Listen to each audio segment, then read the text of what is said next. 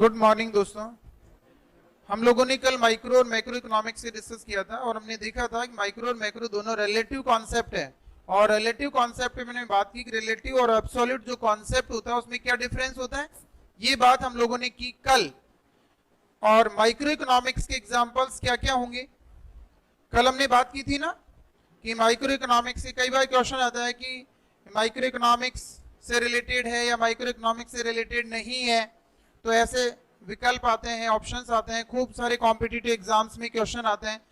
तो micro economics के examples तो क्या होंगे, इंडिविजुअल की जब हम बात करें या पर्टिकुलर्स की बात करें, किसी भी तरह का कोई भी ऐसी स्थिति जिसमें व्यक्तिगत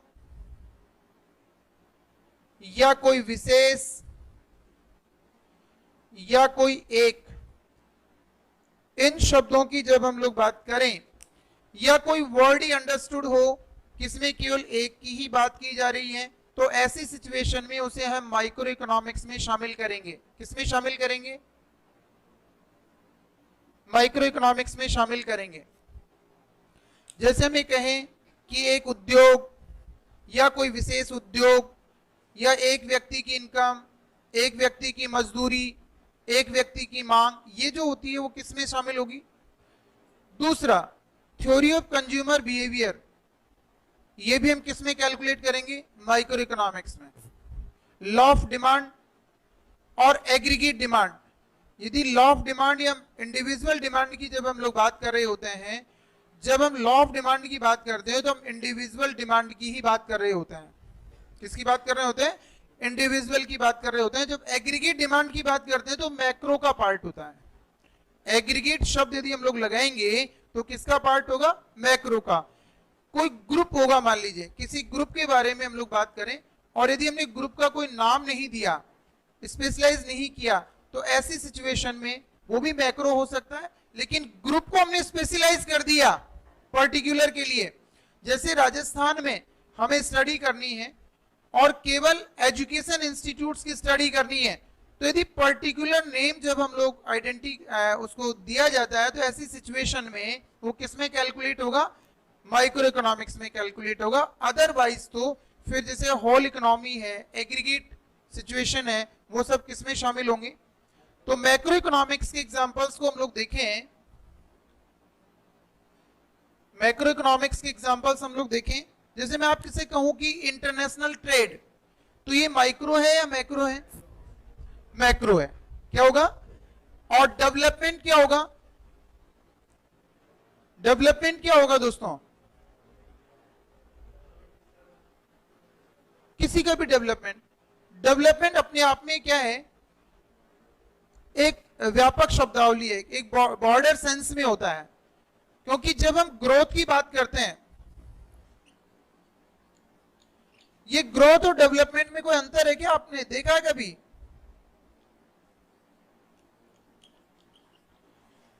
ग्रोथ और डेवलपमेंट में कोई डिफरेंस होता है?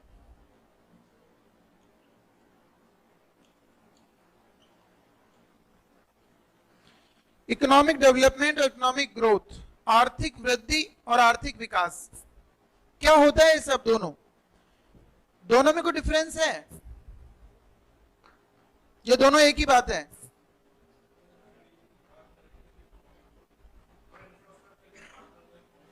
Very good. यदि हम लोग नेशनल इनकम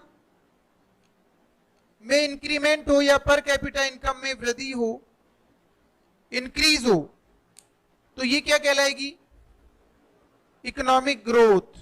क्या कहेंगे इसे? Economic growth. और यदि हम लोग नेशनल इनकम या हम कहें इकोनॉमिक ग्रोथ के साथ साथ इंफ्रास्ट्रक्चर की बात करें, बेसिक इंफ्रास्ट्रक्चर की बात करें, तो वो दोनों को हम क्या कहेंगे? इकोनॉमिक ग्रोथ और बेसिक इंफ्रास्ट्रक्चर, आधारभूत ढांचा, इन दोनों को हम क्या कहेंगे? Economic development. तो इकोनॉमिक ग्रोथ क्या होगी? पर कैपिटा इनकम या नेशनल इनकम में जो भी वृद्धि होगी उसे क्या कहा जाएगा? और यदि इकोनॉमिक ग्रोथ के साथ साथ क्वालिटेटिव चेंजेस हो, कैसा चेंजेस हो? Growth with quality is known as development. Growth with quality is known as development. यदि गुणवत्ता के साथ, क्वालिटी के साथ यदि ग्रोथ हो तो उसे डेवलपमेंट कहा जाएगा। क्वालिटी के साथ ग्रोथ होगी तो क्या कहा जाएगा? उसे डेवलपमेंट कहा जाएगा, उसे विकास कहा जाएगा। Is it clear? इसमें किसी को कोई कंफ्यूजन? जैसे मान लीजिए किसी व्यक्ति की इनकम बढ़ती है या किसी कंट्री की इनकम बढ़ती है तो वो किस में कैलकुलेट होगी? इकोनॉमिक ग्रोथ में। और उसके साथ साथ क्वालिटेटिव चेंजेस आते हैं, basic improvement in basic infrastructure होता है, एजुकेशन है, हेल्थ है, शिक्षा, स्वास्थ्य, पेयजल, आवास, सड़क, परिवहन, बीमा, बैंकिंग, पर्यटन, ये सारा का सारा बेसिक इंफ्रास्ट्रक्चर क्या हो जाता है? डेवलप हो जाता है और हमारी इनकम भी क्या होती है? बढ़ रही है। तो इस ओवरऑल सिचुएशन को क्या कहेंगे? इकोनॉमिक डेवलपमेंट कहेंगे। तो हमेशा इकोनॉमिक डेवलपमेंट को भी किसका पार्ट माने आप लोग? किसका पार्ट मानेंगे? मैक्रो का। तो international trade, economic development, national income, economic development, international trade, हम लोग कहें जनरल प्राइस लेवल,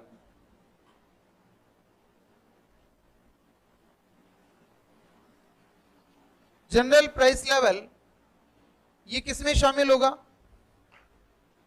सामान्य कीमत स्तर। और ये सब किसमें शामिल करेंगे हम लोग? ये मैक्रो इकोनॉमिक्स में शामिल होगा। इकोनॉमिक डेवलपमेंट हो, इंटरनेशनल ट्रेड हो और जनरल प्राइस लेवल हो, सामान्य कीमत स्तर हो, एग्रीगेट शब्द जहां भी इस्तेमाल हो, समग्र की जहां भी हम बात करें, कॉम्प्रिहेंसिव की जहां भी हम बात करें, एग्रीगेट हो, कॉम्प्रिहेंसिव हो, तो वहां हम किसकी बात करेंगे? या होल इकोनॉमी की बात हो तो हम किसका करेंगे?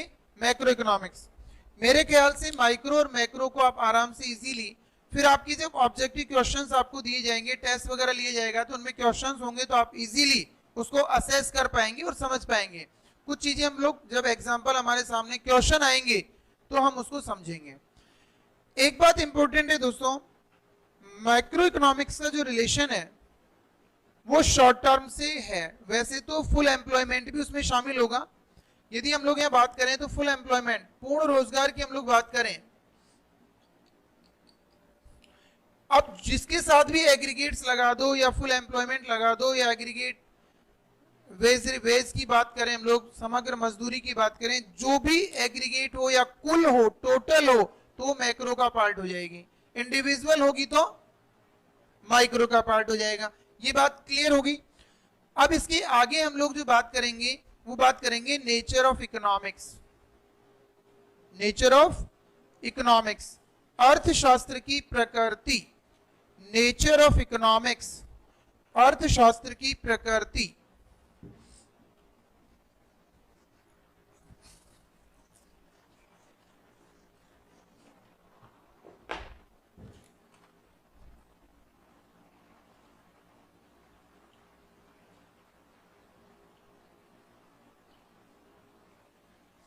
Nature of economics,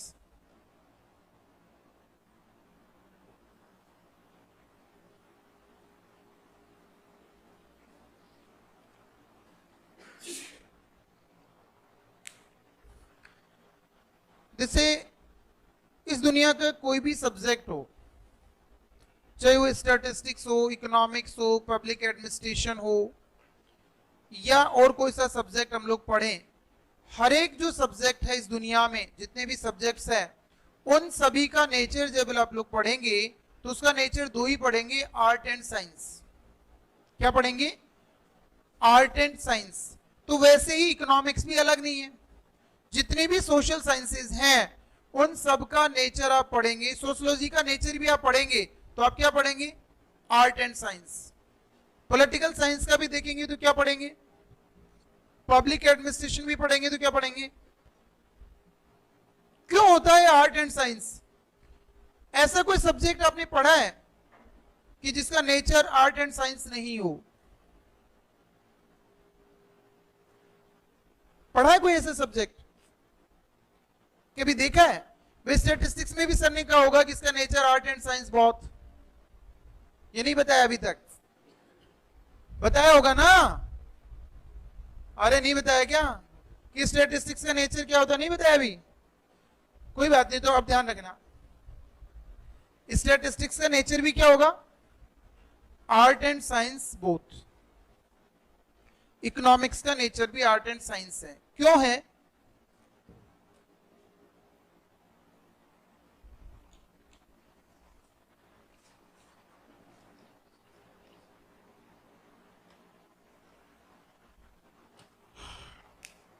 आर्ट क्या है और साइंस क्या है? आर्ट किसे कहते हैं?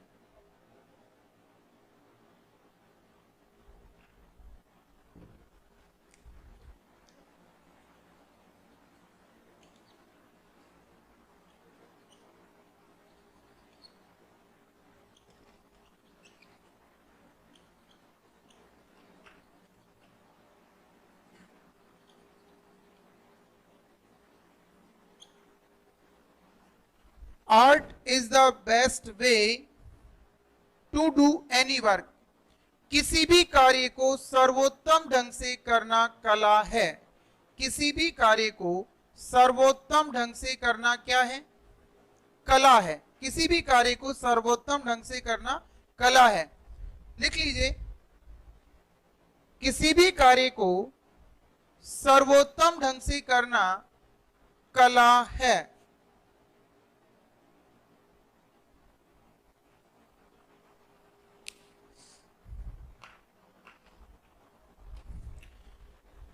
जैसे इकोनॉमिक्स में हम लोग किस बात को स्टडी करते हैं?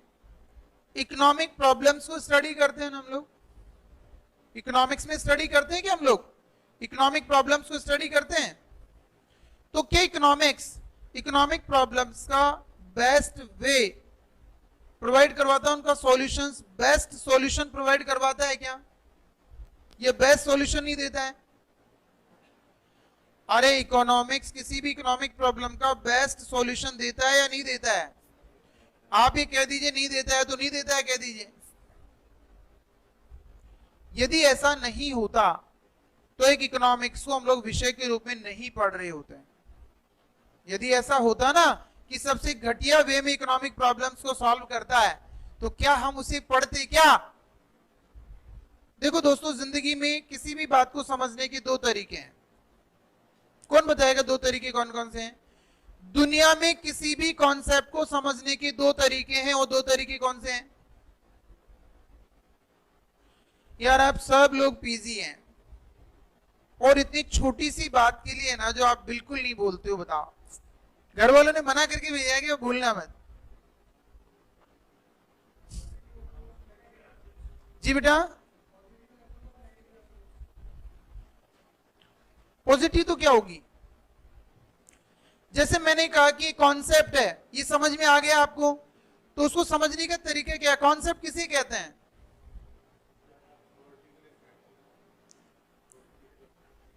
कॉन्सेप्ट शब्द को पहली बार सुना है क्या आप लोगों ने? अवधारणा किसे कहते हैं? उसे अवधारणा कहते हैं। और थ्योरेटिकली हो तो जैसे, देखो दोस्तों, इस दुनिया का कोई भी वर्ड कॉन्सेप्ट होता है। हर वर्ड क्या होता है? कॉन्सेप्ट होता है। समझ में आने की बात यह है कि जिसे हम लोग जानते हैं वो समझ में आ गया, जिसे हम नहीं जानते हैं वो समझ में नहीं आया। और इसके अलावा कुछ है क्या? जैसे मैं एक शब्द बोलता हूं समझाने के लिए, बहुत सिंपल सा शब्द बोलता हूं कि जैसे मैंने बफेलो की बात की, भैंस की बात कही। अब छोटे बच्चे ने भैंस को कभी जीवन में देखा नहीं, तो मैं उसको कहूंगा कि भैंस, तो क्या एक बड़ा व्यक्ति को तो समझ में आ गया कि भैंस का मतलब, बफेलो का मतलब हम किसकी बात कर रहे हैं। या मैंने बोला काउ, तो किसकी बात हुई? बड़े को तो समझ में आ गया, लेकिन छोटे बच्चे ने तो उसको देखा ही नहीं, तो क्या उसको कॉन्सेप्ट समझ में आया? क्या नहीं आया। उसने केवल वो वर्ड सुना और कॉन्सेप्ट उसके समझ में। इसको समझने के दो तरीके हैं, किसी भी कॉन्सेप्ट को समझने के दो तरीके हैं। या तो उसकी सिनोनिम से समझ ले हम लोग, उसके पर्यायवाची शब्दों से समझ ले, दूसरे पर्यायवाची शब्दों से, नंबर एक बात। दूसरा कैसे समझे उसको? उसका अपोजिट कोई वर्ड समझ लें तो भी वो बात समझ में आ जाएगी ना। अब आप बताओ, इन दो तरीकों के अलावा इस दुनिया में कोई तरीका है किसी कॉन्सेप्ट को समझने का? और यदि हो तो 2 दिन में 5 दिन में मुझे बताना है कि सर आपने तो 2 तरीके बताए थे, तीसरा तरीका और होता है, तो मैं एडिशन करूंगा। मैं क्या करूंगा भाई? मैं भी तो आप लोगों से सीखूंगा। जब सारे दिन मैं क्लासों में रहता हूं तो आप लोगों से ही तो थोड़ा श्रम करवा लूं और मैं भी सीख लूं। तो ये हमें पता होना चाहिए, कॉन्सेप्ट जो होता है वो या तो पर्यायवाची शब्द बोले हम लोग उससे समझ लें, परिचित सिनोनिम्स कौन से होने चाहिए? परिचित शब्द होने चाहिए, जिससे हम उन शब्दों का मीनिंग जान लें। तो किसी भी कार्य को बेस्ट वे में प्रस्तुत करता है इकोनॉमिक्स, इसलिए हम कहेंगे कि इकोनॉमिक्स क्या है? आर्ट है, कला है। साइंस क्या होता है?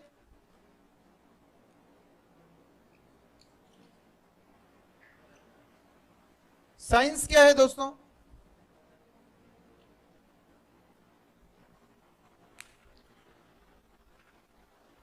तथ्यों के क्रमबद्ध ज्ञान को विज्ञान कहा जाता है। तथ्यों के क्रमबद्ध ज्ञान को विज्ञान कहा जाता है। Systematic knowledge of facts is known as science. Systematic knowledge of facts is known as science.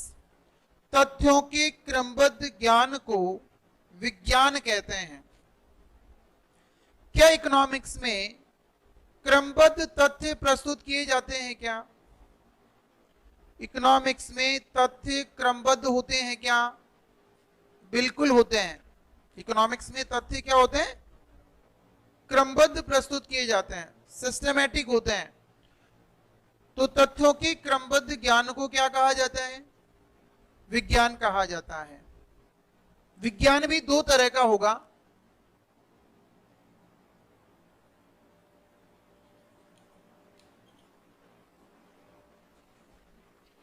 दो तरह की बात करेंगे हम लोग,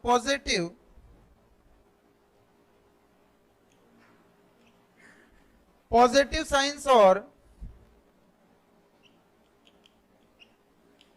नॉर्मेटिव साइंस।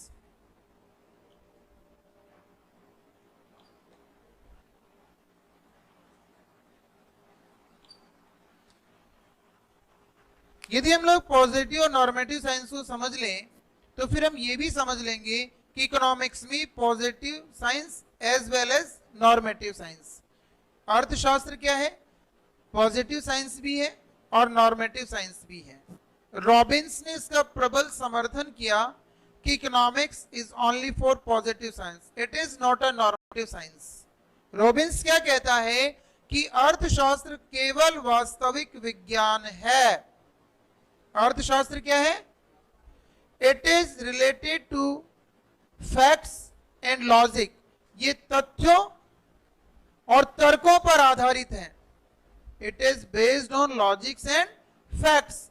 ये तथ्यों और तर्कों पर आधारित है इकोनॉमिक्स। यानी इकोनॉमिक्स का काम ये नहीं है कि क्या होना चाहिए, इसकी बात नहीं करता। It is not give a idealistic approach. ये आदर्श की अप्रोच प्रस्तुत नहीं करता या आदर्श की बात नहीं करता। भाई एक इकोनॉमिक फिनोमेना हुआ, एक इकोनॉमिक घटनाक्रम हुआ, एक आर्थिक घटना हुई, इन्फ्लेशन रेट बढ़ गई। और इन्फ्लेशन रेट क्या होगी? वस्तुओं और सेवाओं का कीमत स्तर लगातार क्या हो रहा है? बढ़ रहा है। कैसे पता चला? मैं 10 साल में स्वेटर खरीदने मार्केट गया तो 10 साल पहले मैंने स्वेटर है ना जो खरीदा था 200 रुपए में, 10 साल बाद गया तो पता नहीं है, 1000 रुपए 1500 रुपए से कम स्वेटर नहीं है। तो 200 रुपए का स्वेटर लेने वाला 400 ले जाएगा। तो मैं 400 रुपए लेकर मार्केट गया, पता चला कि वो तो स्वेटर ही 1000 रुपए में से कम नहीं है। तो 1000 रुपए से कम नहीं है, इसका मतलब है कि हम क्या कहते हैं कि बाजार में तो आग लग रही है। कई लोगों से कहते हुए सुना होगा आपने, आग कोई लगती नहीं है। इसका मीनिंग क्या है कि कीमतें हमारी पहुंच से क्या हो रही है? क्योंकि आग में कोई हाथ डाल सकता है क्या? हमारी पहुंच से वो चीजें क्या है दोस्तों? बहुत दूर होती जा रही है। तो ये जो इकोनॉमिक फिनोमेना है, ये जो आर्थिक घटना हुई, अब इसके क्या करता है इकोनॉमिक्स? इसके कारणों की खोज करता है। किसकी खोज करता है? कि किस कारण ऐसा हुआ। भाई या तो उत्पादकों ने काला बाजारी और मुनाफाखारी का कारण स्टॉक कर लिया हो, तो artificial problem, artificial lacking problem हो गई हो, कृत्रिम अभाव पैदा हो गया हो, तो ऐसी सिचुएशन में भी क्या होगा? इन्फ्लेशन होगा ना, वस्तुओं और सेवाओं के दाम बढ़ जाएंगे। एक तो सिचुएशन ये हो सकती है। दूसरा, पॉपुलेशन तो बढ़ने की गति वही है, लेकिन हमारा प्रोडक्शन ही अनाजों कम हुआ है। मान लीजिए अतिवृष्टि, अनावृष्टि, ओलावृष्टि से खाद्यान्नों का प्रोडक्शन कम हुआ, तो फिर खाने वाले तो वही है ना, बल्कि बढ़ ही रहे। मैंने आपको बताया होगा कि हर दिन कितने लोग लगभग हमारी पॉपुलेशन में जुड़ते जा रहे हैं। हर दिन हमारे देश में पॉपुलेशन में कितने लोग जुड़ते जा रहे हैं? 85,000 लगभग हर दिन। तो 85,000 यदि बच्चे बढ़ रहे हैं, बच्चे पैदा हो रहे हैं, तो 300 बच्चे प्रति मिनट तो पूरी दुनिया में जन्म लेते हैं। और हम भारतीयों का तो बहुत शानदार कंट्रीब्यूशन है, 60 बच्चे प्रति मिनट, हर सेकंड एक बच्चे का जन्म हो रहा है हमारे देश में। कितने सेकंड? हर सेकंड। तो ये बहुत तेजी से बढ़ रही है सिचुएशंस। तो ये हर दिन हमारी रिक्वायरमेंट तो बढ़ रही है, हमारी डिमांड तो बढ़ रही है, लेकिन प्रोडक्शन के बढ़ने का लेवल वो नहीं है। वर्ष में एक बार ही खाद्यान्नों का उत्पादन होता है। गेहूं का उत्पादन वर्ष में एक बार होता है, 4 बार होता है। बाजरे का उत्पादन 5 बार होता है, 1 बार होता है। तो एक बहुत ही शानदार अर्थशास्त्री चंद्रशेखर ने कहा था कि Indian beds are more fertile than Indian fields. ये बहुत ही शानदार कोटेशन कहा, ये मेरा नहीं है। तो खाद्यान्नों का प्रोडक्शन, और ये तो एक पर्टिकुलर सिचुएशन है, एक टाइम में है, लेकिन जनसंख्या तो लगातार क्या होती जा रही है? बढ़ती जा रही है, और बहुत तेजी से बढ़ रही है। तो एक ये कारण हो सकता है कि अतिवृष्टि अनावृष्टि से हमारा प्रोडक्शन ही क्या हुआ हो? कम हुआ हो, तो भी दाम क्या हो जाएंगे? बढ़ जाएंगे। तो ये एक सिचुएशन है। तो यहां लॉजिक और फैक्ट्स की बात होनी चाहिए, ऐसा रॉबिन्स ने कहा। तो इसका प्रबल सपोर्टर कौन है? रॉबिन्स इसका प्रबल सपोर्टर है। और नॉर्मेटिव अप्रोच और पॉजिटिव अप्रोच दोनों को देने वाले हैं मार्शल, पिगू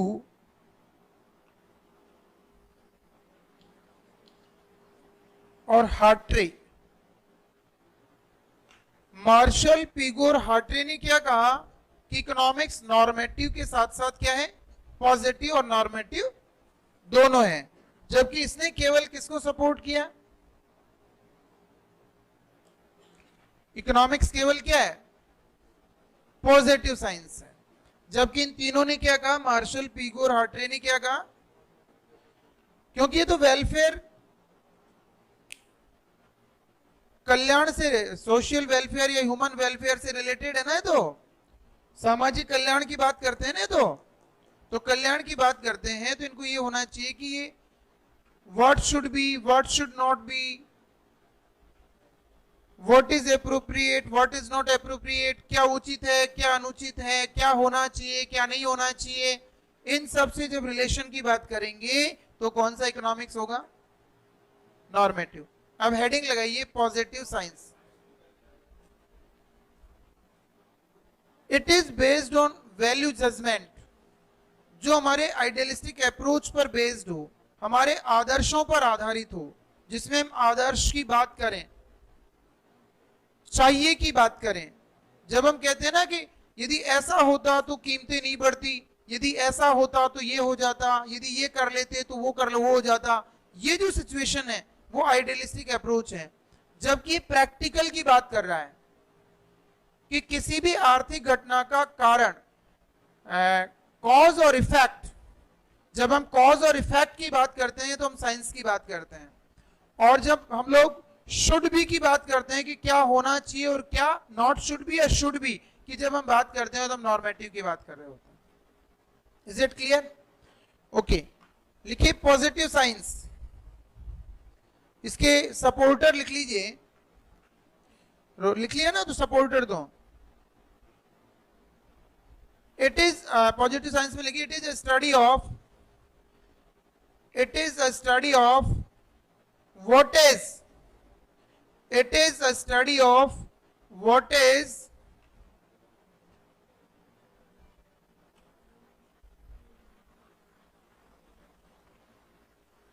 ये जितेंद्र मीणा कौन है? जितेंद्र मीणा मेरी आवाज सुन पा रहा है? जितेंद्र मीणा मेरी आवाज सुन रहा है?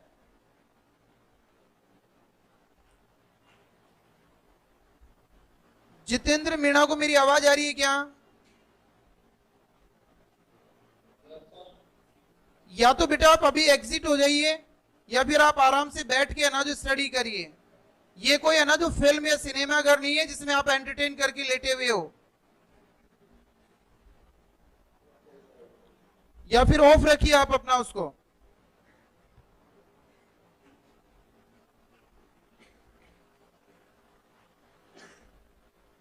चलिए देखिए, मार्शल, सॉरी मैंने क्या बात कर रहे थे हम लोग?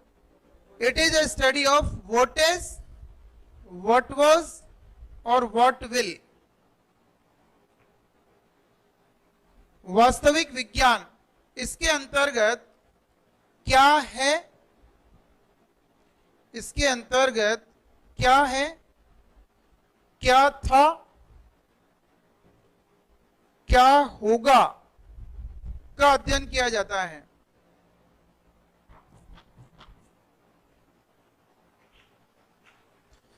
It is establish the relation between cause and effects. It is establish the relation between cause and effects.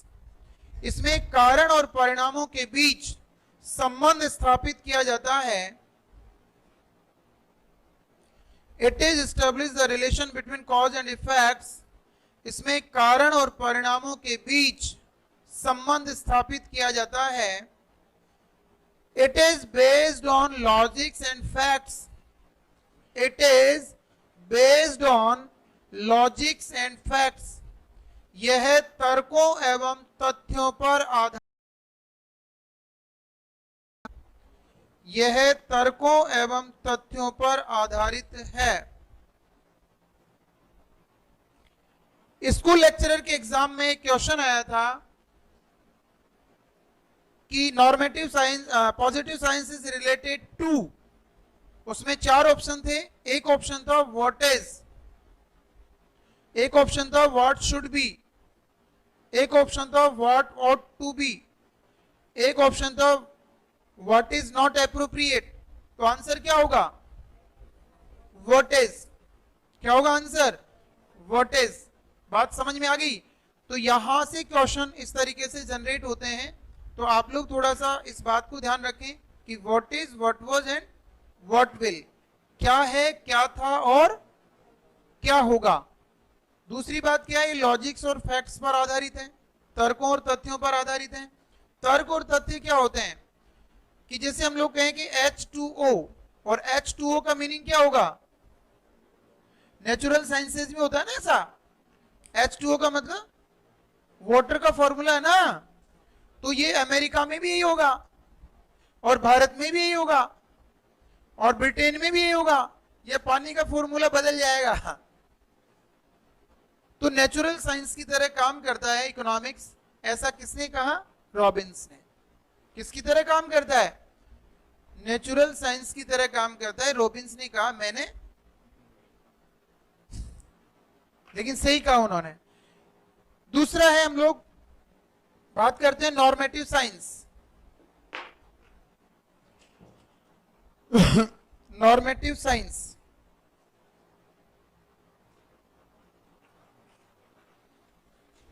आदर्शात्मक विज्ञान। It is a study of, it is a study of what should be, what should be, what should not be, what should not be, what is appropriate, what is not appropriate, what is appropriate, what is not appropriate,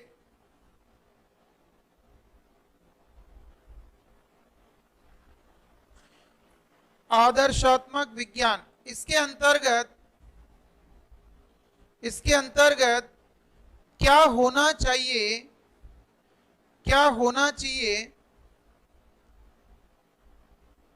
क्या नहीं होना चाहिए, क्या उचित है और क्या अनुचित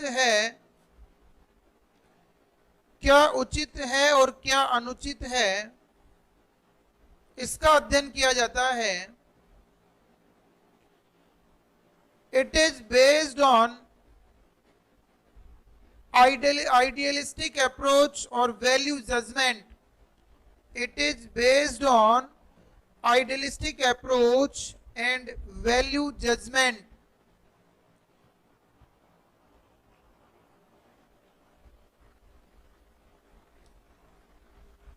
यह आदर्श एवं मूल्यों पर आधारित है। यह आदर्श एवं मूल्यों पर आधारित है। यह आदर्श एवं मूल्यों पर आधारित है।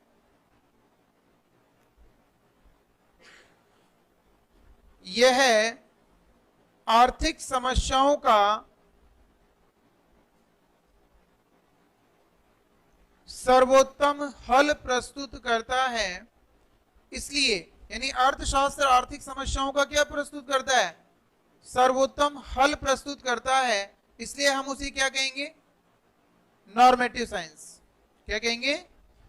अर्थशास्त्र आर्थिक समस्याओं का सर्वोत्तम हल प्रस्तुत करता है। लिख लीजिए बाकी के लोग भी। Economic problems are solved. Economic problems are solved best way. Economic problems are solved best way in economics. अर्थशास्त्र आर्थिक समस्याओं का सर्वोत्तम हल प्रस्तुत करता है।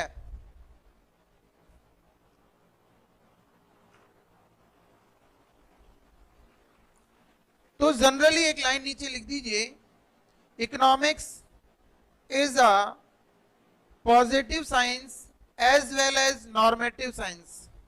Economics is a positive science as well as normative science. अर्थशास्त्र वास्तविक एवं आदर्शात्मक दोनों तरह का विज्ञान है। अर्थशास्त्र वास्तविक एवं आदर्शात्मक दोनों तरह का विज्ञान है।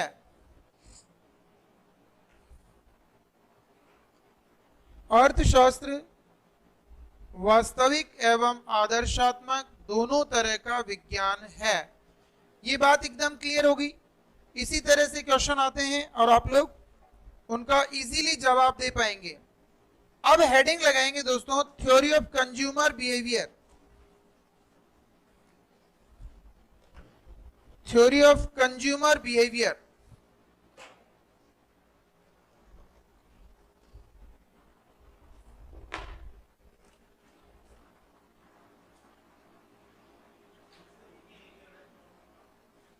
आर्ट एंड साइंस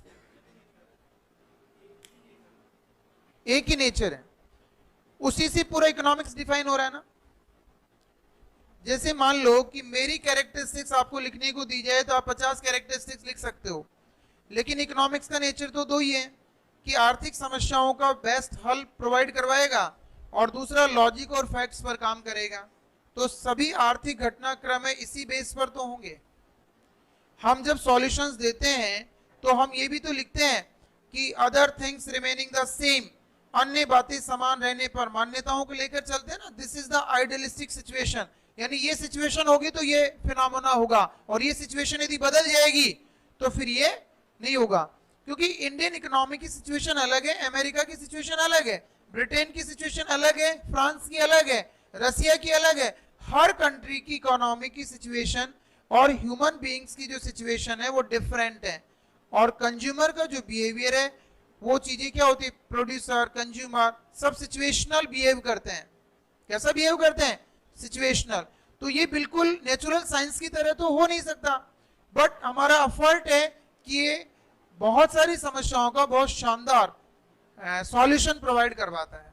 तो इस मायने में हम इसे इग्नोर नहीं कर सकते कि नेचुरल साइंस की तरह काम नहीं करता तो हम इसे इग्नोर कर दें, ऐसा संभव नहीं है।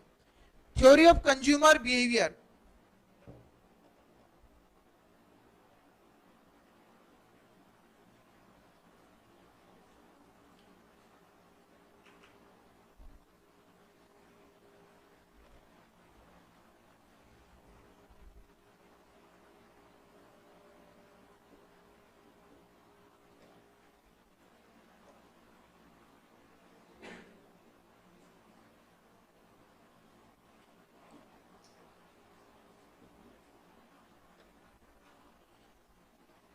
उपभोक्ता का व्यवहार, थ्योरी ऑफ कंज्यूमर बिहेवियर। देखिए दोस्तों, आपको ये समझना होगा कि कंज्यूमर कौन होता है। कंज्यूमर किसे कहते हैं, कौन होता है कंज्यूमर? किसी चीज को कंजम्पशन करता है। साधारणतः तो हम लोग यही कहते हैं कि जो किसी भी कमोडिटी का जो कंजम्पशन करता है तो वो क्या है, वो कंज्यूमर है। कंज्यूमर कैसा होना चाहिए?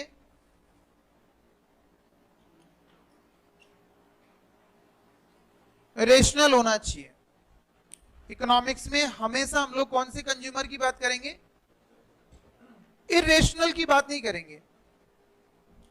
मान लीजिए हमारी इकोनॉमी में तो इरेशनल लोग भी हैं जिन्हें पता ही नहीं है कि जब हमने कोई कमोडिटी खरीदने गए तो हमने 4 जगह ट्राई नहीं किया और जिसने बेवकूफ बनाकर हमें भेज दिया, बेवकूफ बनकर आ गए, घटिया माल का ज्यादा पैसे देकर आ गए। तो ये हमारी स्थिति नहीं है। तो यहां पर हम बात किसकी करेंगे, रेशनल कंज्यूमर। अब वो रेशनल कंज्यूमर कौन होगा, जो लिमिटेड रिसोर्सेज से मैक्सिमम सेटिस्फैक्शन गेन करे, वो रेशनल होगा।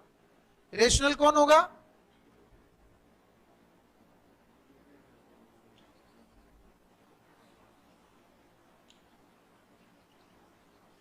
लिमिटेड इनपुट्स, सीमित साधन या लिमिटेड मींस और मैक्सिमम सेटिस्फैक्शन। जो कंज्यूमर लिमिटेड इनकम से या लिमिटेड संसाधनों से अधिकतम संतोष प्राप्त करे वो क्या होगा, रेशनल होगा। और उसका अपना क्या होना चाहिए,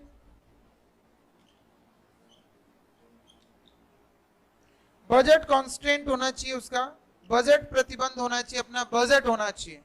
कंज्यूमर का अपना क्या होता है, बजट होता है। जनरली जब हम लोग इकोनॉमिक्स में बात करेंगे तो इन सब चीजों को हम लोग जो डिफाइन करेंगे आगे, तो सबसे पहले थ्योरी ऑफ कंज्यूमर बिहेवियर में हम लोग यूटिलिटी को स्टडी करते हैं, उपयोगिता का अध्ययन करते हैं। हमने यहां पर सबसे पहले बात की कंज्यूमर की, और कंज्यूमर किसका, कौन सा कंज्यूमर होगा, रेशनल कंज्यूमर होगा। रेशनल कंज्यूमर कौन होगा, जो लिमिटेड इनपुट से मैक्सिमम सेटिस्फैक्शन गेन करे, वो क्या कहलाएगा। क्या हम बाजार जाते हैं और हमारे पॉकेट मनी को देखते हैं और उससे हम लोग विचार करते हैं क्या कि हमें ज्यादा से ज्यादा संतोष मिलना चाहिए, उस तरीके से हमें स्पेंड करना है? क्या हम ऐसा करते ही नहीं करते, या हम मर्जी में आए जैसे ही खर्च कर लेते हैं, तू ले ले कोई दिक्कत नहीं है, ऐसा नहीं होता है। तो ये हमारे बिहेवियर को ही ऑब्जर्व किया। जिन इकोनॉमिक्स ने जो भी प्रिंसिपल्स दिए वो पहले लाखों की तादाद में ह्यूमन बिहेवियर को असेस किया गया, असेस करने के बाद उसको एक अप्रोच के रूप में दर्शाया गया। तो हम जनरली कहीं न कहीं जाने अनजाने में इकोनॉमिक्स का प्रयोग करते रहते हैं, लेकिन हम उसे पहचान नहीं पाते हैं। तो हम यूटिलिटी की बात करते हैं, उपयोगिता की बात करते हैं। सबसे पहले कॉन्सेप्ट दिया बेंथम ने। किसने दिया, पहली बार उपयोगिता का जो शब्द दिया गया वो बेंथम के द्वारा दिया गया। किसने दिया, बेंथम ने। जनरली हम लोग किसे कहते हैं उपयोगिता? In general term utility is related to profitability and utility, sorry profitability and morality. सामान्यतः उपयोगिता का संबंध लाभदायकता और नैतिकता से होता है, but in economics utility is different from profitability and morality. लेकिन अर्थशास्त्र में उपयोगिता का संबंध लाभदायकता और नैतिकता से भिन्न होता है, अलग होता है। जनरल टर्म में मैंने कहा कि जैसे आपने एक गिलास दूध पिया, आपको उपयोगिता मिल गई, तो ये लाभदायक है ना। लेकिन किसी व्यक्ति ने शराब का सेवन किया, उसी जनरल टर्म में हम ये नहीं कह सकते कि इसको उपयोगिता मिली, क्योंकि वो उसके लिए हार्मफुल है, नुकसानदायक है। वाइन हार्मफुल है ना, ये नुकसानदायक नहीं है, लाभदायक है। लेकिन हम भारतीय तो उसको क्या नहीं मानते हैं? यूटिलिटी नहीं मानते, यूटिलिटी नहीं मानते हैं। लेकिन वेस्टर्न थॉट ने इकोनॉमिक्स को डेवलप किया। उन्होंने कहा कि want satisfaction power of a commodity is known as utility. किसी भी कमोडिटी में वांट सेटिस्फैक्शन पावर है तो वो उपयोगिता है। शराब पीने से भी किसी की वांट सेटिस्फाई हो रही है, भले ही वो हार्मफुल हो, लेकिन वो क्या होगी? उपयोगिता होगी। किसी की दूध पीने से संतोष मिल रहा है तो वो भी यूटिलिटी है, और शराब का सेवन करना भी। तो यहाँ प्रॉफिटेबिलिटी और मॉरलिटी से इकोनॉमिक्स में यूटिलिटी का कोई है ना नहीं है। अब मैं आपको दो एग्जाम्पल पूछता हूं जिसका आप लोग जवाब दीजिएगा। ऑनलाइन विद्यार्थी भी जवाब दीजिएगा और आप लोग भी इसका जवाब दीजिएगा। क्वेश्चन नंबर 1, एक व्यक्ति बिना टिकट यात्रा करता है। एक व्यक्ति बिना टिकट यात्रा करता है। ऑनलाइन में वो लोग ना बोले जिन्होंने मेरी पहले क्लास ली है, और यहां भी वो नहीं बोले, बाकी को देने दीजिए। क्या था क्वेश्चन? एक व्यक्ति बिना टिकट यात्रा करता है और एक रॉबर या डकैत बिना लाइसेंस की बंदूक खरीदता, गन खरीदता बिना लाइसेंस की।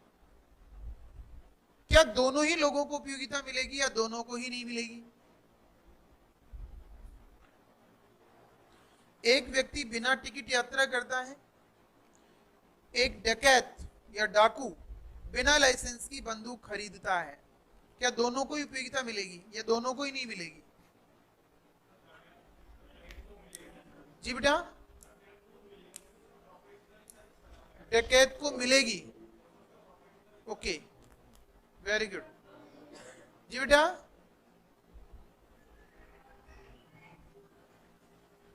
डकैत को उपयोगिता मिलेगी, और जो बिना टिकट यात्रा कर रहा है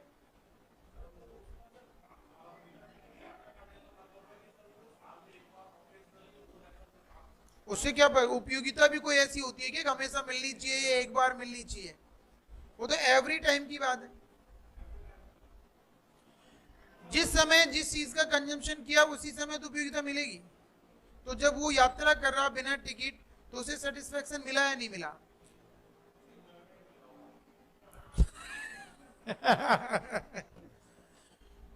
ये कहने को तो एंजॉय किया होगा उसने कि पहुंच जाएंगे, टीटी आना नहीं चाहिए, जब तक घर पहुंच जानी चाहिए, तो उसको उपयोगिता मिलेगी। आपके कहने का मतलब उपयोगिता मिलेगी।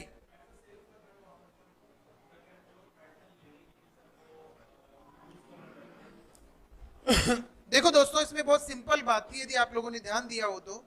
मैंने ये लिखा है बजट। मैंने ये क्या लिखा है? बजट। क्या बिना टिकट यात्रा करने वाले का कोई बजट है? तो जब ये बजट की कंडीशन फुलफिल नहीं हो रही है तो बिना टिकट यात्रा करने वाला तो कंज्यूमर ही नहीं है। जब वो कंज्यूमर ही नहीं है तो फिर यूटिलिटी की तो बात ही नहीं करेंगे ना।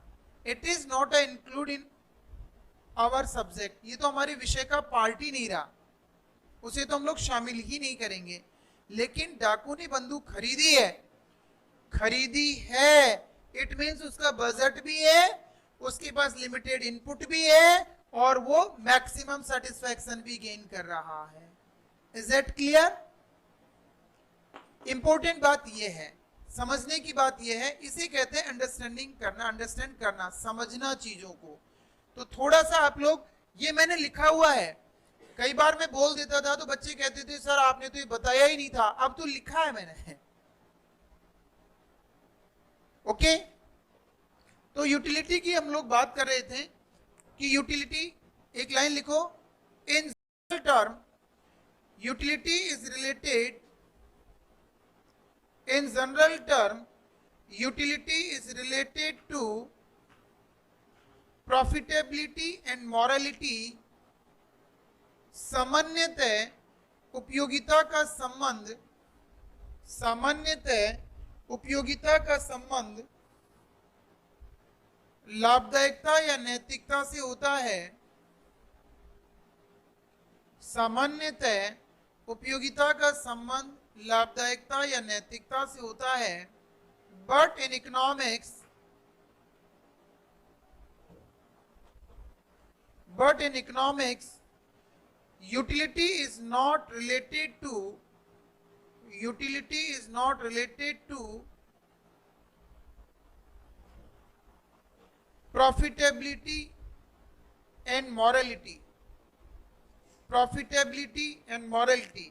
परंतु अर्थशास्त्र में उपयोगिता का संबंध, परंतु अर्थशास्त्र में उपयोगिता का संबंध लाभदायकता व नैतिकता से नहीं होता है। परंतु अर्थशास्त्र में उपयोगिता का संबंध लाभदायकता या नैतिकता से नहीं होता है।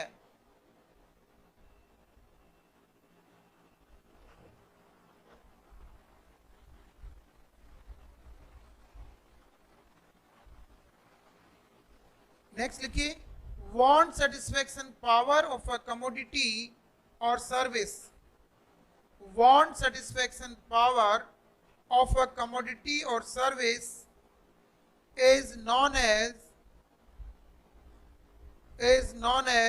utility। want satisfaction power of a commodity and service or service is known as utility। किसी भी वस्तु में, किसी भी वस्तु या सेवा में, किसी भी वस्तु या सेवा में आवश्यकता को संतुष्ट करने की क्षमता, किसी भी वस्तु में आवश्यकता को संतुष्ट करने की क्षमता उपयोगिता कहलाती है। किसी भी वस्तु या सेवा में आवश्यकता को संतुष्ट करने की क्षमता उपयोगिता कहलाती है। इसके आगे हम लोग यूटिलिटी की चर्चा कब करेंगे? कल। Okay, wish you all the best. किसी का कोई क्वेश्चन हो, किसी की कोई क्वेरी हो तो please you ask me and I tell you. बेटा कोई प्रश्न पूछना चाह रहा है ऑनलाइन? हाँ जी बेटा।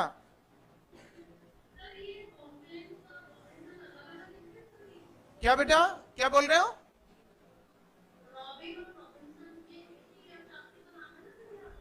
हाँ यही है।